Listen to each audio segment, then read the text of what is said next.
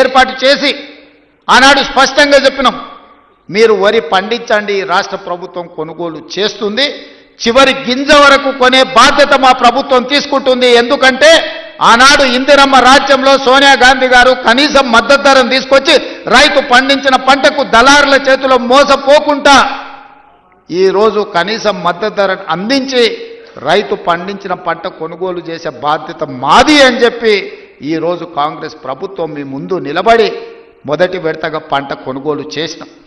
రెండవ విడతకు వచ్చినప్పుడు నేను చెప్పిన పెద్దలు ఉత్తమ్ కుమార్ రెడ్డి గారితో మాట్లాడి, అన్న దొడ్డు బియ్యం తింటలేరు, ఈరోజు గ్రామాలలో చైతన్యం వచ్చింది.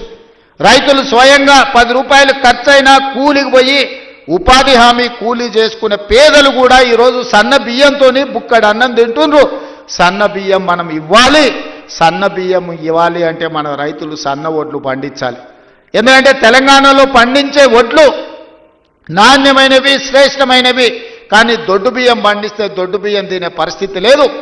మనము రేషన్ షాపులలో దొడ్డు బియ్యం ఇస్తే మళ్ళీ తిరిగి మిల్లర్లు కొంటుర్రు, లేకపోతే కోళ్ళ దానాకు పోతున్నాయి. దొడ్డు బియ్యం ఇవ్వద్దు, సన్న బియ్యం ఇవ్వాలి అని నేను చెప్పిన. మరి ఏం చేయాలి, సన్న బియ్యం ఇవ్వాలి అని అంటే నేను చెప్పిన, మీరు రైతులకు విజ్ఞప్తి చేయండి, నేను చేస్తా మీరు చేయండి. ఉప ముఖ్యమంత్రి గారు చేస్తారు, వ్యవసాయ శాఖ మంత్రి గారు చెప్తారు, రైతులకు సన్న వడ్లు పండిస్తే 500 రూపాయల బోనస్ ఇచ్చి ఆ వడ్లను కొంటాము, మాది బాధ్యత అని అంటే నమ్మకంగా విశ్వాసంగా తెలంగాణ రాష్ట్రంలో పండించిన పంటలో 60% పోయినసారి సన్న వడ్లు మీరు పండిస్తే ఆ సన్న వడ్లను కొన్ని సన్న బియ్యం చేసి ఇవాళ పేదోళ్లకు సన్న బియ్యం రేషన్ షాపులలో పంచుతున్న మాట వాస్తవం కాదా? 6,40,000 కుటుంబాలు ఈరోజు రైతు వేదికలలో ఉన్నారు.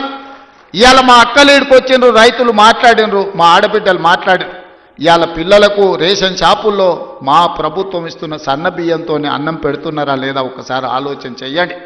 ఇవాళ మా రైతాంగానికి నేను ధన్యవాదాలు చెప్పదలుచుకున్నా. మీరు ఈ ప్రభుత్వం మీద నమ్మకంతో, విశ్వాసంతో బోనస్ ఇస్తారో ఇవ్వరో అని అనుమానం ఉన్నా మీరు సన్న వడ్లు పండించిండ్రు కాబట్టి ఆ సన్న వడ్లు ఇవాళ బియ్యంగా మారి పేదోళ్ళ కడుపు నింపుతున్నది అని అంటే రైతులు చేసిన ధైర్యం. అందుకే మీరు పండించిన సన్న వడ్లకు 500 రూపాయల బోనస్ ఇచ్చి కొనుగోలు చేసినాం. ఇవాళ ధైర్యంగా నిటారుగా నిలబడి తెలంగాణ రాష్ట్రం నెంబర్ 1 వడ్లు పండించడంలో ఒక్క సంవత్సరంలో 2,80,00,000 మెట్రిక్ టన్నుల వడ్లు పండించి దేశంలోనే మొదటి స్థానంలో, ఒకనాడు ఆంధ్రప్రదేశ్ పంజాబ్ మొదటి స్థానంలో ఉంటే ఇవాళ తెలంగాణ రాష్ట్రం వరి పండించడంలో మొదటి స్థానంలో ఉంది.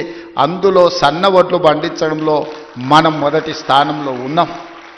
ఇవాళ మన రైతుల శ్రమ ఊరిక పోలే. ఇవాళ మీరు కష్టపడి పండించిన సన్న వడ్లు బియ్యంగా మారి పేదోళ్ళ కడుపు నింపుతున్నాయి అని అంటే ఇంతకంటే రైతుల కళ్ళల్లో ఆనందం ఏముంటుంది? తెలంగాణ రాష్ట్ర ముఖ్యమంత్రిగా మీ సోదరుడిగా ఇంతకంటే విజయం ఏముంటుందని చెప్పి నేను ఈ సందర్భంగా మిత్రులారా మిమ్మల్ని అడుగుతున్నా. అందుకే ఇవాళ రకరకాల ఇబ్బందులు ఉన్నాయి. చాలామంది ఈరోజు మా బిల్లులు రాలేదంటున్నారు. అక్కడక్కడ మా సర్పంచులు రణగొన ధ్వని చేస్తున్నారు మా బిల్లులు రాలేదని. నేను మా సర్పంచ్ మిత్రులను అడుగుతున్నా, అయ్యా నేను వచ్చే నాటికే మీ కాలం అయిపోయింది సర్పంచుల పదవి. మీ సర్పంచ్ పదవులు, మీరు సర్పంచులుగా చేసిన పనులు మా హయాంలో చేయలే. ఆనాడు మీరు పనిచేస్తే ఆనాడు బిల్లులు చెల్లించండి. ఆయన మీలాంటి బిల్లులు చెల్లించనివి 1,29,000 కోట్ల రూపాయలు నా నెత్తి మీద అప్పు మోపి పొయ్యిండు. మొయ్యలేనంత భారం, నడుము వంగిపోయే పరిస్థితి ఉంది. దాదాపుగా 60,000 కోట్ల రూపాయలు కాంట్రాక్టర్లకు బిల్లులు పెండింగ్ పెట్టిపోయిండు. ఉచిత కరెంటు బిల్లులు 20,000 కోట్లు విద్యుత్ శాఖకు పెండింగ్ పెట్టిపోయిండు. ఇట్లా చెప్పుకుంటూ పోతే ఫీజు రియంబర్స్మెంటు, షాదీ ముబారక్, కళ్యాణ లక్ష్మి ప్రతి దగ్గర దొరికిన కాడల్లా అప్పు చేసిండు, అందిన కాడల్లా టోపీ పెట్టిండు. మొత్తానికి 8,29,000 కోట్ల రూపాయల అప్పు నా నెత్తి మీద మోపి బట్టి విక్రమార్క గారి నడుము వంగిపోయే పరిస్థితి రాష్ట్ర వ్యవస్థను, ఆర్థిక వ్యవస్థను మాకు అప్పచెప్పిండు. ఇన్ని అప్పులు, ఇన్ని తప్పులు చేసి ఇంకా ఇవాళ రోడ్ల మీదకి వచ్చి అడ్డమైన మాటలు మాట్లాడుతున్నారు. ఇవాళ వాళ్ళు చేసిన అప్పులను, వాళ్ళు చేసిన తప్పులను సరిదిద్దడానికి రోజుకు 18 గంటలు పనిచేసిన సరిపోని పరిస్థితి. ఈ నేపథ్యంలో ఈరోజు సర్పంచులు ఒక పక్కన ఫీజు రియంబర్స్మెంట్, ఇంకొక పక్కన ప్రభుత్వ ఉద్యోగులకు పాపం 35 ఏళ్ళు కష్టపడి ఉద్యోగాలు చేసి వాళ్ళు దాచిపెట్టుకున్న పైసలు వాళ్లకు రిటైర్మెంట్ బెనిఫిట్స్ ఇవాళ 12,000 కోట్ల రూపాయలు బకాయిలు పెట్టిపోయినాం. ఎవరైనా నమ్మకంగా ప్రభుత్వం దగ్గర పనిచేసి 35 సంవత్సరాల తర్వాత రిటైర్ అయిపోతే రిటైర్మెంట్ బెనిఫిట్స్ ఇవ్వాల్సిన పరిస్థితి ఈరోజు రాష్ట్ర ఆర్థిక వ్యవస్థ దెబ్బతిన్నది. ప్రభుత్వ ఉద్యోగస్తులకు ఒకప్పుడు ప్రభుత్వ ఉద్యోగస్తులకు మొదటి తారీఖు నాడు రిజర్వ్ బ్యాంకు నుంచి సరాసరి వాళ్ళ ఖాతాల్లోకి జీతాలు వెళ్ళేది. గత ప్రభుత్వంలో విడతల వారిగా ఇన్స్టాల్మెంట్లు జీతాలు ఇవ్వాల్సిన పరిస్థితి నుంచి మొదటి తారీఖు నాడు జీతాలు ఇచ్చే పరిస్థితికి మనం తీసుకొచ్చినాం. ఒక్కొక్కటిగా సరిదిద్దుతున్నాం, ఒక్కొక్క వ్యవస్థను ప్రక్షాళన చేస్తున్నాం. ఈరోజు ఉన్న కష్టాలకు ప్రభుత్వ ఉద్యోగులకు రిటైర్మెంట్ బెనిఫిట్స్ ఇవ్వాలంటే కష్టంగా ఉంది. విద్యార్థులకు కాలేజీలకు ఫీజు రియంబర్స్మెంట్ ఇవ్వాలంటే కష్టంగా ఉన్నది. షాదీ ముబారక్ కళ్యాణ లక్ష్మిని అమలు చేయాలంటే కష్టంగా ఉన్నది. ఆ కష్టాలను ఎదుర్కొంటూనే సరిదిద్దుకుంటూనే ఈనాడు ఈ రైతుల కోసం 9 రోజుల్లో దాదాపుగా 9,000 కోట్ల రూపాయలు ఇవ్వాలి. అగ్రికల్చర్ యూనివర్సిటీలో మీతో కలిసి ఈ రైతులకు వ్యవసాయం దండగ కాదు, వ్యవసాయం పండుగ చెయ్యాలి. వ్యవసాయం అంటే 10 మందికి సాయం చేసే వృత్తి.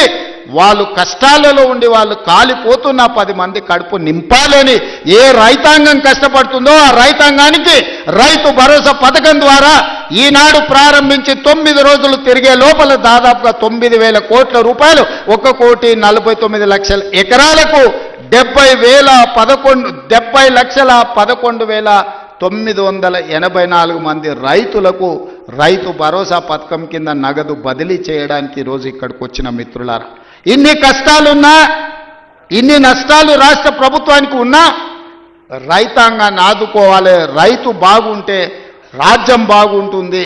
ఇవాళ రైతు చేతుల నగదు ఉంటే అప్పులోల చేతుల బలి కాకుంటాడు. అప్పులకు మిత్తీలకు ఇవాళ వెళ్ళి రైతు బలి కాకూడదన్న ఏకైక లక్ష్యంతోనే ఈరోజు ఈ కార్యక్రమాన్ని తీసుకున్నాం. ఇప్పటి వరకు దాదాపుగా రైతు రుణమాఫీ కావచ్చు, లేకపోతే రైతు భరోసా కావచ్చు, అదేవిధంగా వ్యవసాయానికి ఉచిత విద్యుత్తు కావచ్చు, అదేవిధంగా రైతులు పండించిన పంట కొనుగోళ్లు, దాంతోపాటు బోనస్ కావచ్చు, అదేవిధంగా రైతు బీమా కావచ్చు. ఈ 18 నెలలల్లా కొనుగోలుతో సహా మొత్తం కలిపితే 1,01,728 కోట్ల రూపాయలు ఖర్చు పెట్టిన రాష్ట్రం తెలంగాణ రాష్ట్రం.